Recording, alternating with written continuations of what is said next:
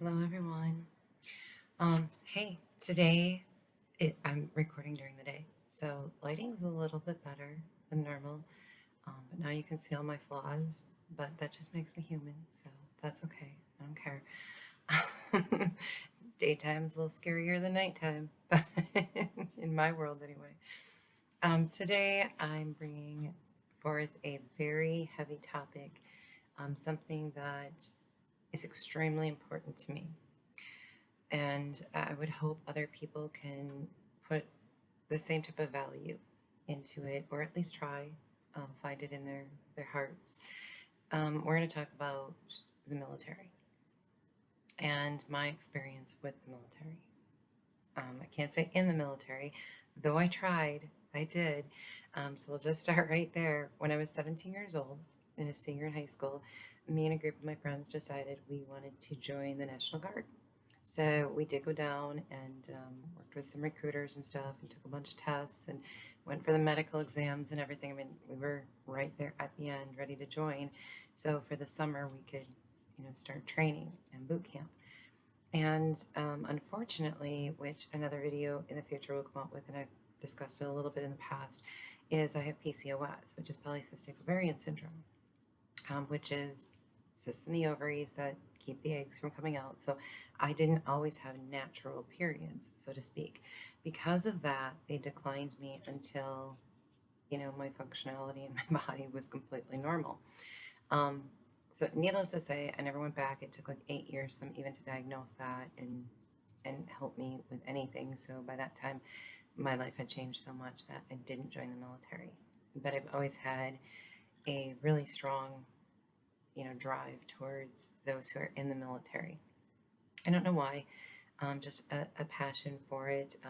Nothing specific in the way of, guns and killing, even though I like my guns, okay? Everyone that knows me knows I like my guns. I like my guns, my knives, and my swords. I don't know, I just, fencing and stuff like that, it's always been my thing, but that's just me. That's my personal interest and hobby, so to speak. But, um, on a side note, anytime, I've known somebody in the military, I have gravitated towards them. For me, it was more about the, protecting our world, and not just for the U.S., but to also be a help to, other countries and things like that. So as you can tell, deep down in my soul, I've always been a very caring, I would call myself a warrior, plain and simple.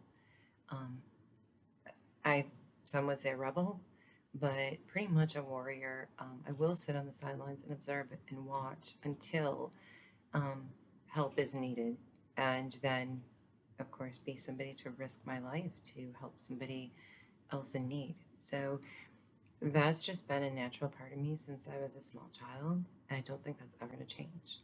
And that's just who I am. And I made it this far without getting killed, though, as you can tell from my past. It's the potential has been there. But anyway, and my friends ended up backing out too. They didn't actually join the National Guard. But years later, in my mid 20s, maybe late 20s, I came across somebody online. It was shortly after I had gotten a computer and the internet was brand new, and started talking to somebody. We ended up building actually a very personal relationship, which was odd because I was doing a lot of catfishing. Like, I had a different persona, but with this person, I was able to be me, and he was him. And the sad part was, when he did start opening up to me, and I don't know why he ever felt comfortable with me enough to just, open up and share his life. And Jen, I know everything is real because I saw pictures, and, I'm not going to go through, how he proved it, but I know everything he was telling me was legit, and we're still to this day amazingly good friends. He's the one soul that I know will always have my back, and will protect me till the day I die. So, it's like I have my own guardian angel here on earth who once was in the military. Um, I could talk to him initially. I think the conversation started because I had dated a few military men. I'm not gonna lie, in my early 20s, I had this total hierarchy of when you date military men, the differences and the branches that they're in. I literally date several from the Army, a couple Marines, um, like one guy from the Navy, no, two guys from the Navy, and then one guy from the Air Force. And I'm not joking you, their personalities were so different and based on, their rank and where they were. There is something when you date somebody from the military that you have to get used to really quickly. Um, and if you hear my cat, she's got a little bit of a respiratory infection, so she's coughing a little. You might hear her in the background. Forgive me. I'm sorry. I'm doing the best I can to juggle everything, and she does come first. So, well, then she comes first along with my job, which is working with the military now, but we'll get to that. So, anyway, with the differences in the men, the one thing I learned very early on is that, yes, I think we're all aware that there's a certain amount of brainwashing that goes on when you join the military because these men and women have to be trained for no fear and always, be on point. And the way they think is different than the way we think in outside civilian world. They have to. They always have to be on point, on guard, ready to go. Their trust levels are very low, but in that comes an amount of conceit. They're better than everybody else in a way. They have to feel that way about themselves. If they feel any less of themselves, how are they going to go out there and be the warriors we expect them to be? Okay, so it's not really brainwashing, it's a part of what they have to do. And that becomes, in a point in time, who they become. Now, my friend worked in special forces and had to do some really bad things. It's all that hidden stuff, going in the middle of the night to capture somebody, some of the killing, that had to take place. And he opened up and shared some of these things with me because he was really struggling coming out of the military into civilian life. When he did those things, it felt fine. Everything was good. That was what he was trained to do. This was it. Every time he succeeded, whether it was in killing somebody or protecting somebody, there's a pat on the back for that because you did a great job. And I get that. Sometimes that stuff has to happen.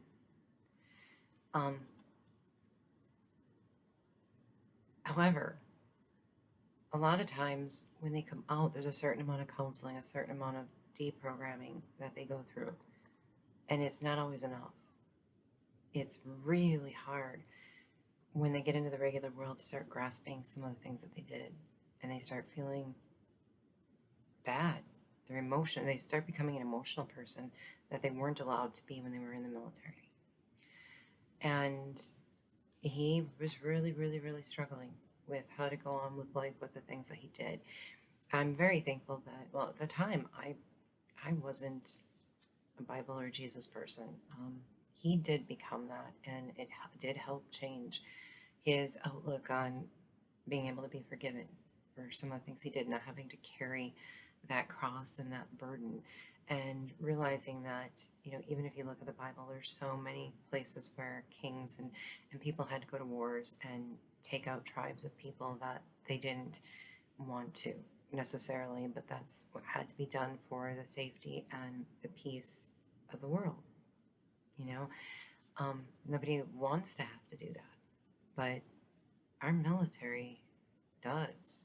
And if you really think about just that, not that they're even going out fighting, the anguish they have inside of them, and that they do this for us so we can have everything we want, so we can have this freedom, so we can have our material possessions, so we can work, we can communicate, we can go out and have social lives and feel free and not feel scared or afraid that something's going to happen. And there's several countries that people go out into their social environments and they do have to be afraid of a bomb blowing up or someone just random shooting. We have some of that in the U.S., but this is a regular, everyday part of their lives because of the war and unrest and everything. And I think we sometimes take it too much for granted, but not just that, we take our military for granted. These men and women we take them for granted as if it's some kind of right that we have to be defended. We don't. We have no right whatsoever to say that these people should go and risk their lives so that we can live the way we want. And then what do we do with that life? We riot, we blame each other. We blame sometimes, the military, and well, they're just doing what they're trained to do, that's what they have to do. So we blame government. Um, we take drugs, we drink alcohol, we cry and whine about our poor, miserable lives. I don't have enough, or nobody loves me, or, you know, we rob, we steal, we lie, we cheat. These people are fighting for our freedom so we can do that stuff. That's what we do with our freedom. We get mad and we become violent amongst ourselves, and we develop gangs and bring things into our country that don't belong here, like drugs. We sell children and women. That's what we do with our freedom. These people go out there and they train hard every day. Their job is physically demanding, mentally demanding, and emotionally demanding. There is nothing that they can escape. And they do this every day to try to make the world a better place. But if we don't do our part, that's never going to happen. And there's a certain amount of respect that no matter whether they're conceited or arrogant or whatever, not that anyone has a right to be that way. That's just who they've been programmed to be. It's okay. Look what they've done for you. Even if they've never went to a war or they've never gone to a foreign country, they signed up. They put themselves at risk, regardless, for us, every single one of us. And I just don't see them getting enough respect. And here's why. I do work currently in the medical field for the military through a subcontractor. And one of the things I've really noticed in the last few years in the medical way, it really reminded me of my friend. Yes, we see a lot of physical ailments and illnesses, but, going through so many, medical documents and different things that I have to do on a daily basis to review stuff, it's the amount of money, time, and effort that is put into caring for these people is great. I'm happy with that. What I'm unhappy with is that I do see a ton of rehab. And I should state, I started out working with a VA. So the veterans were my priority for quite some time, for several years. And then now I've moved into the active and retired military and the medical area. So that's where I'm seeing it now. I still see a great amount of alcohol and drug rehab. You wouldn't believe the amount of counseling, that they need, and not just with themselves, family counseling. They're, keep in mind, some of these men and women have families that have to follow them around, or they have to sit in one place. They don't get the normal life we get, or we get to come home from work every day and be with a significant other, So when we're crying about being alone, well, their lives are extremely lonely. Yes, they're around other military people, but they don't get, it takes extra effort and extra time for them to communicate with their families. And usually when they do, the spouse or something is like, well, this is what's going on, and we have these financial issues or these problems, and the kids are doing this or that. And, I see, they still have to care about their families. And they still have to try to take care of these problems from a distance all the time, on top of everything else that they're trying to do. And if that isn't enough pressure, that's a lot. We sometimes have to deal with it on a daily basis right in our own homes. But they have to juggle all of this stuff going on, and they can't even be emotional or, distressed about it. It's amazing. It's amazing what these people can do on a daily basis to run their lives outside of protecting us. Okay? So when you really look at the whole picture, I go, well, it's no wonder that drugs and alcohol and counseling is very prevalent, in this. Then I look at what they make for a living and I go, yeah, we're paying our government officials how much? They're really defending us because as soon as a war breaks out, they're going to go into hiding. Right? They're not going to be standing like the king back in the day on his horse leading his army into battle. That's not going to happen. And that's where we're putting our money, which I find kind of ironic. I wish there was something we could do to see that our military families got compensated better. Yes, they do get, college, which, after taking on a $75,000 student loan debt myself, is worth its weight in gold. But that's not enough. That doesn't help their families survive. It doesn't pay for everything they're going to need once they finally do leave the military. And, how do they really become a regular member of society when they're so used to being the protector?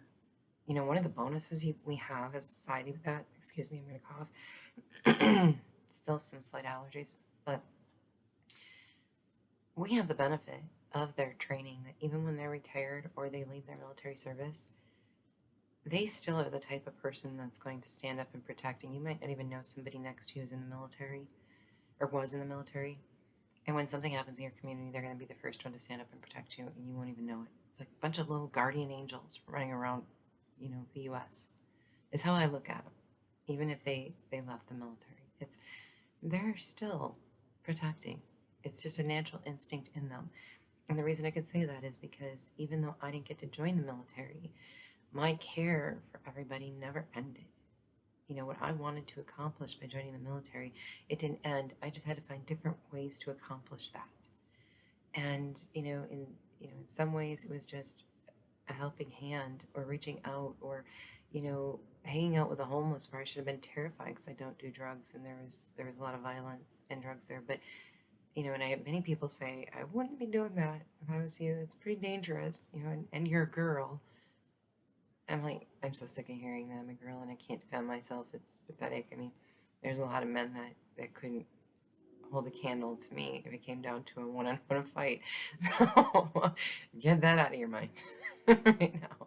I've learned, well, because, I wanted to join the military and stuff, I'm active and I know a lot of self-defense. And like I said, I know my weapons and that never stopped me from any of that. So I'm can protect myself pretty well, but you know what? Everybody needs somebody. So I'm thankful for people that, want to help me or, feel the need to ever stand up and protect me. I'm never going to look down on them for doing that. I appreciate it very much. However, I also prefer not to resolve things in a violent manner. Any way possible to escape the violence or get around it is what I do or what I recommend others to do. Any type of violence or self-defense should always be a last resort.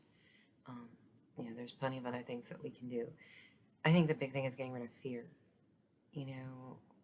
We're very afraid of a lot of things, and I've let go of a lot of my fears, including, with what I went through in my second marriage. I had to face the fear of death and conquer that. And because I found Jesus, I'm no longer afraid of that. It doesn't hold, anything over me that is going to cause me to do something irrational out of fear. So with that, I can also, when I'm put in those situations, be much more mind strong and think of alternative ways to get out of a situation or handle a situation because fear is not my motivator in it. If something bad happens, it does. And that's just the way it is, but I'm going to try to work my way around it. The military is the same way. They are programmed that way. They're not programmed to just go in and just kill people. There are other ways around situations, and they're definitely, trained to do that, and they also do that in your own society. So appreciate it more. I was very grateful that there was a point in time when I was online that I did get involved with a military organization where I could send care packages and do my part. But to be honest with you, it never felt like it was enough. It wasn't enough. I sometimes you get to know these people, and you worried, you prayed, and I wasn't even a Christian then, but I did pray. So maybe there was always a part of being a Christian that was in my heart and soul, and I just didn't let it wake up till now. But there's really no excuse for the way we conduct ourselves in society, because we owe so much, but we act like this is a God-given right, that this is something that we deserve. And just like we don't deserve Christ, dying for us, this man got on a cross and said, whether you want to believe in him or not, doesn't matter. Somebody at some point got on a cross and said, I will die for you, for all of you, to save your souls from sin. These military people are not saving us from sin, but they're giving us the right to freedom. And I'm ashamed, even in myself, that we take that freedom for granted. I don't know how many more people have to say it. I've heard it over and over and over again. That yes, we do. Nobody does anything about it. Nobody really wants to appreciate the military and our freedom and try to resolve things in peaceful manners.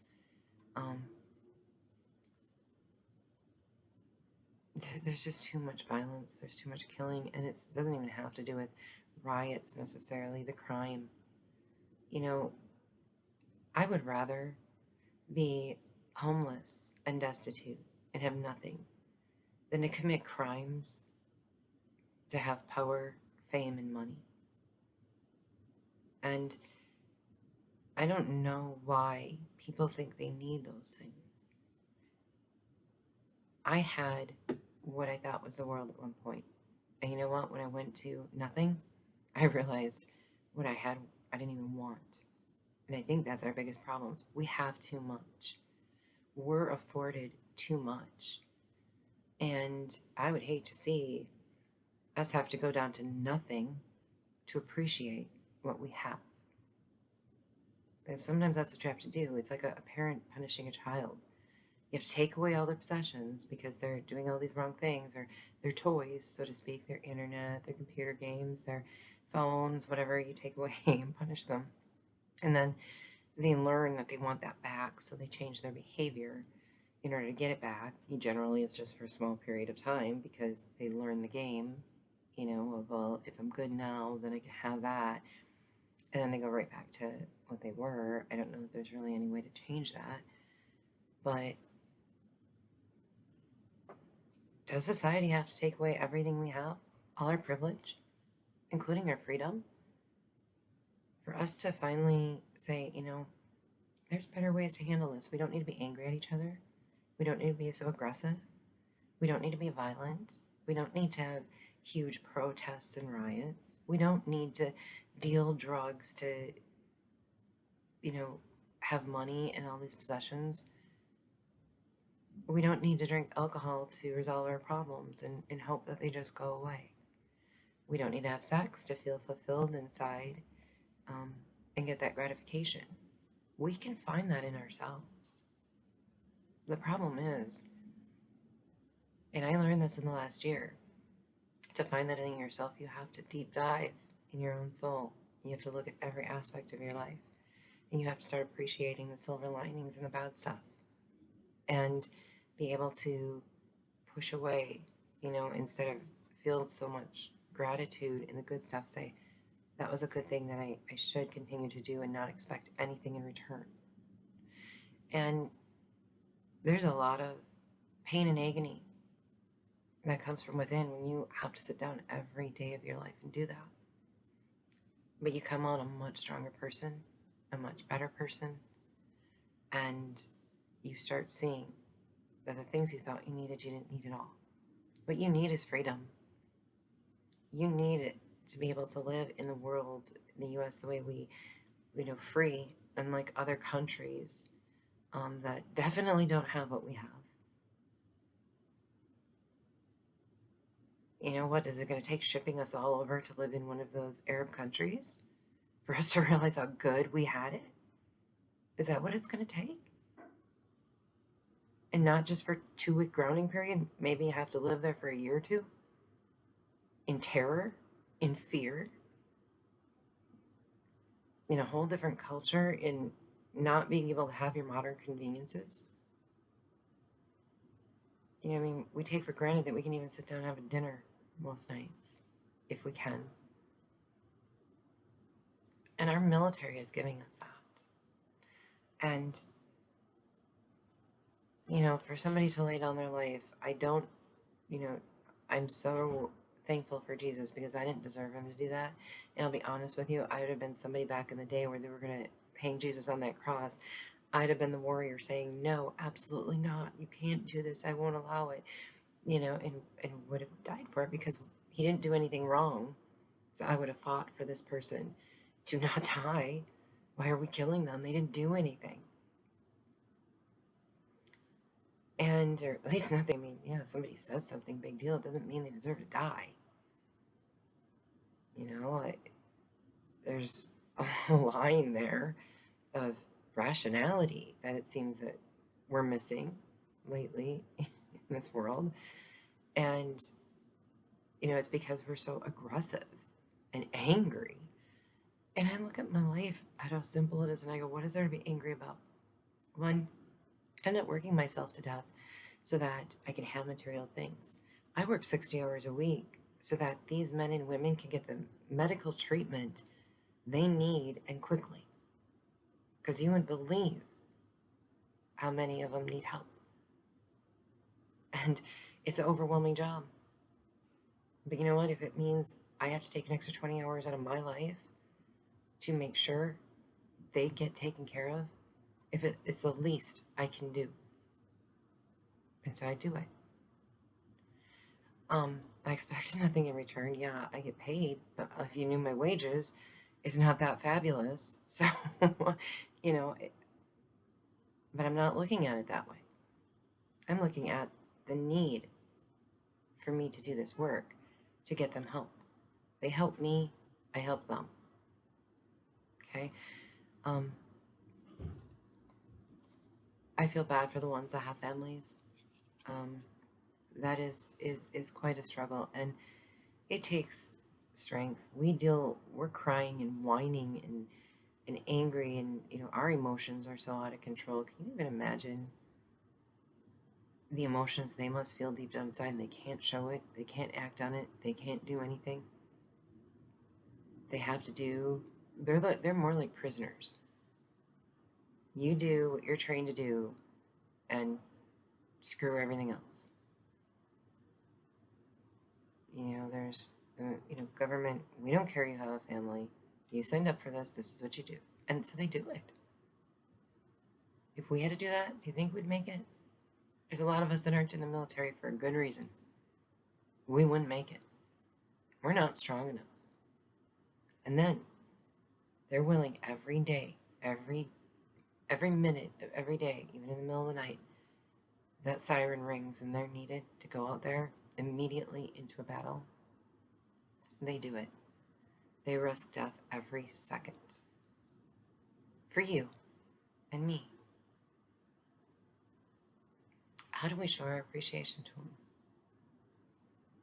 We cause extra anguish in the US and fight amongst ourselves that they then now have to come in and resolve even things within our own country. They're having a hard enough time keeping the bad guys out and going and helping other countries so that those bad guys don't grow out of control where they do come after us. Okay, so we wonder, why are we sending them and helping these other countries? Well, if we don't, they could take over those other countries. Just look at history. How these leaders and these kings would just take over more and more and more and more until finally groups of countries fought back and said, whoa, that's all the land you can own. You can't come here. You can't rule us. You can't own this. And, if we let those other countries sit there by themselves that are unable to really defend themselves the way we can, those outside forces take over those countries, and they take over another one, and they take over another one. Pretty soon, they've got themselves something pretty darn big. And guess who they're going to come after? You and me. Because we let it grow out of control. So we do have to help them. We don't have to agree with everything our government says. There's not much we can really do about that. I mean, we can speak up and speak out, but we don't have to be angry. We don't have to be violent. We don't have to,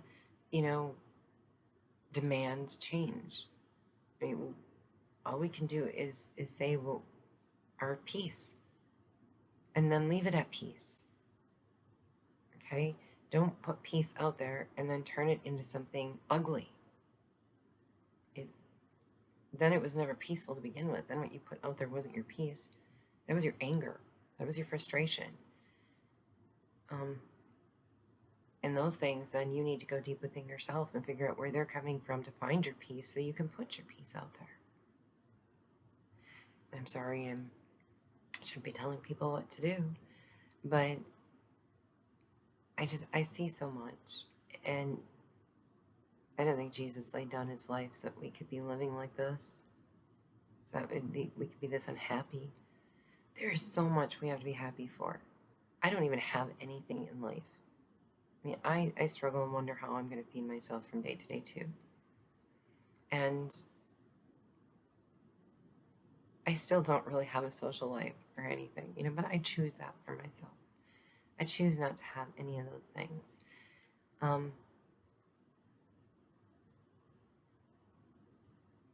I ask everybody to go back to the basics and see if there's some way you can find it in your heart to learn how to spread your joy and not your sorrow, not your anger, not your aggression. And a big part of that is it takes looking in the mirror. Look in the mirror. Before you, for example, I'm just going to use this as an example. Before you defend your point to somebody and try so hard to manipulate and convince them to be on your side with your way of thinking, and that seems to be the biggest thing I'm noticing in society, is if somebody doesn't agree with what you think, they're going to just keep hammering their point at you in a very aggressive manner. So you just, okay, yeah, you're right. Doesn't do you any good, because I'm telling you what, that person's probably just saying that to appease you, because at this point they're just like, whoa, pull back the horses there. You're getting kind of aggressive to the point where this could get violent. But then when you have two people that are both that way, that they're going to fight against each other, no doubt about it. It's over an opinion, an idea, something that they stand behind. And there's no reason. If it's meant to be, God will make it be. Okay, to get that worked up. But I see this like on social media all the time. People being like, "You can't be my friend." I'll just take Trump for example, because I see these posts constantly, and I'm not going to say which side I'm on, or if I'm even on a side. But the majority of them I see is fighting for Trump. If you don't like Trump and you don't like my post, then you get away from me. No need for that. And there just isn't. It's like, okay, you're on Trump's side and you've said your piece on why you think others should. Doesn't mean the other people are stupid. Who says you're, the one that knows it all? God gave you this direct message and it has to be this way. Or, that's how it almost feels like. It's like, when did we all start thinking we all know? Well, first of all, we don't. I don't. I can be, asking you guys to think about things in a certain way, but it doesn't mean that I know the structure and the way of life or everything you've been through where what I'm suggesting would work for you. Okay? And that's why sometimes I say go to your doctors, go to your therapists. But I'm also, if you're not on, my bandwagon, so to speak, I don't care if I'm the only one on that bandwagon. I said my piece. You do with it what you will. It stops there. I'm not going to say I can't be friends with you because you believe in something completely different than me. As a matter of fact, you're the one I should probably be friends with, as long as you're not aggressively coming at me with your opinions. Then who's to say that there's not one tiny fraction of what you have to say that I haven't thought about, or that I'm missing, or I haven't put some retrospection into? And that could change my life. So I need to be open, but guarded to what I'm hearing and what I'm seeing and what is being shoved onto me. But it doesn't mean I shouldn't listen to it. It doesn't mean we can't be friends. It doesn't mean we can't be civil. And maybe on that point, we don't agree. It's okay to disagree. I don't know what everybody thinks. Everyone has to think the same way. And I shouldn't say everyone. I mean, I put everybody in this big basket that not everyone is in. I know there's a lot of you that are really trying to bring peace. So I'm sorry for phrasing it that way. Please forgive me if I've done it in the past or do it in the future. But it's okay to agree to disagree. There's something else that you're probably compatible on that you can work on together, that you can change the world in a different way. Okay? Focus on that. Focus on what things you have for commonalities between other people, and work with those people on those subjects. And then your agenda that you're really pushing, there's got to be somebody else that understands that. You can work with them on that. It doesn't mean you have to seclude yourself to one box and define yourself to be one thing or one person. You could be a multitude of different things. And as long as those things are good and you're putting it out there and you're prospering people in the world in a good way, then others can grow from it. Now, we as a country are looked on by other countries, and I know this because I deal with a lot of people overseas, that they laugh at us. We could be a country of influence if we could just stop arguing amongst ourselves. If we could show them what peace really looks like, they could learn from that. So, what are we doing? When the military is out there defending us, how are we doing our part? Are we making their jobs 10 times more difficult by looking like a bunch of buffoons? How some of these underprivileged countries look at us and go, they have everything. I wish I could just have a table to sit at and not to have to, have a dirt floor. Wow, I have a real shelter, and me and my family can sit down. We have a stove. We can make a real meal.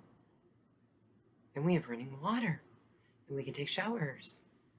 And, we forget because we take for granted what we have every day. That a lot of the things we have, we don't deserve at all. We don't deserve to have nice cars. We don't deserve to have big houses. We don't deserve to really have the freedom that we have. We have that because we have a military, and those are men and women that sacrifice not just their lives, every part of their life. Their families, their mental well-being, their emotions, their health, their ability to have a normal life like us. Because even when they come out of that, some of the things they've been through, that you can't just erase it. It doesn't just go away. They carry that with them for the rest of their life. And a lot of them, because people can't understand what's happening inside of them, they go on with the everyday world. They come out into civilian life, and they have their jobs, and they have their families, and they try. But you know what is really hard for them? There's things inside of them that they have nobody to talk to about. Their spouses and their children aren't going to understand what they've been through. Even if they've only been overseas with the potential of war. And forgive me, I might cry as I think of my dear friend. And I am very blessed. I was able to help him through a lot just by being a friend, by being somebody that could sit back and not judge him while he put all his shit on the table. And that my heart could say thank you. I know what you did was really bad. It was terrible. But I'm afforded mornings to wake up to sunset or to sunrises and evenings to go to sleep to sunrise or sunsets. I got this totally backwards. Because you did that. And that gratitude helped him heal. You know you can do that for somebody. You know that not judging what they did, but knowing that they did do it for you, even though they didn't even know you at the time. So these military people have so much inside of them that they'll never be normal again. But we owe them more than money, and we owe them more than time. And I don't know that there's ever enough we can do to thank them for allowing us what we have. And if all you have is the sunrise and sunset, they still afford you to have the freedom to see that.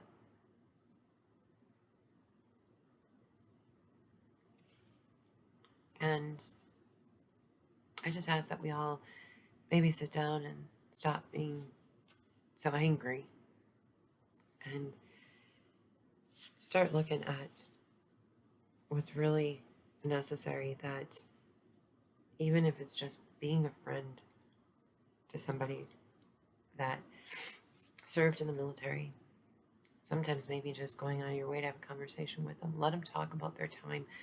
You know, it's one of the things with the veterans I just love. And if you know, I don't think I made a video on it yet, but I should. Some of the veterans, I have had the beauty of just sitting there and just letting them talk. You know, sometimes they want to make their stories very grand, and let them. I was allowed a life here on Earth, in the US, because those veterans served some terrible wars. And if you think they didn't lose anything just because they survived it, there's a part of their soul they did lose. They're not going to show you that. But they did. A part of that soul that you were taking advantage. Please don't. Even if, you know, the person didn't ever serve in a war, go talk to them, be their friend. You know what? They deserve our attention and our respect. And if we're going to give fame out there to anybody, it's the people that are serving in the military right now. So when I started out saying that I dated some of them and they were very conceited and arrogant, back then I didn't realize how much they earned that. Now I don't think being conceited and arrogant is good for anybody. But what they're doing for us, they deserve more fame and more money and more power than anybody else, including our own president. Because our president's going to hide. It's not like the old days where he got on his horse and led his army. So the army that's going out there, whether it be the Army, Navy, Air Force or Marines, or any other U.S. Coast Guards, you know, I mean, the reserves, I'm missing a ton, I know. These people deserve our respect, no matter what you think of their arrogance, because they did something you didn't do, and they've kind of earned it a little bit. And by doing what they're doing, it's very humbling. They're laying down their life for you. They're deep down inside, they're humble people. It's what they have to show on their outside shell. because it's what they're trained to do. And if they don't show that, if they show weakness, well, they're going to be killed. I mean, it's common sense. So I see it a little differently than I did when I was in my 20s. And I have a little more respect for them.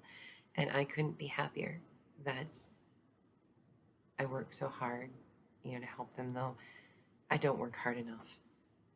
I really don't. I wish I could do more. So let's start thinking of doing more to really help lift their spirits and show them how much we appreciate them. That's my request. And if you have a military in your own country, the same goes there, as long as they're, fighting for good, they're protecting the people, that's fine. But if they're fighting to try to take things over and being over controlling and, a bunch of Hitlers, so to speak, then you might not want to really back that up, because I don't think that's going to turn out so well for you. But do what you got to do, It's just my opinion. Don't come for me. There's two phrases in the Bible today that meant a lot to me, because, of course, it's the military, and I'm in love with our military. Well, not in love with them. I respect them a lot. So there are two things that really hit home in the Bible for me that I think they deserve to hear. The first one is from John, which is the Testament of Jesus, the New Testament Gospel. John chapter 15, verse 13. And it says, "Greater love hath no man than this, that a man lay down his life for his friends." And of course, they're talking about Jesus laying down his life. And it hit home when I think about our military laying down their lives for us in the current day, and how that deserves to have some light shined on it too. And then, of course, Isaiah, going to the Old Testament, chapter 6, verse 8. "Also I heard the voice of the Lord, saying, Whom shall I send? And who will go for us? Then said I, Here I am, send me." And that's going to make me cry, because that's how I see everybody who signs up for the military. I go, well, we need people to defend us. Who should we send? And this brave warrior sends up, "Here I am, send me." Beautiful. And even though military things seem to be violent, they do it to protect us when they have to. Our military just doesn't go in and be violent just to be mean. They do it when they have to. So I hope that adds a little seed of thought into our great military people, past, present, and those of you thinking about getting into the military in the future. God bless. May God be with you all. Love you.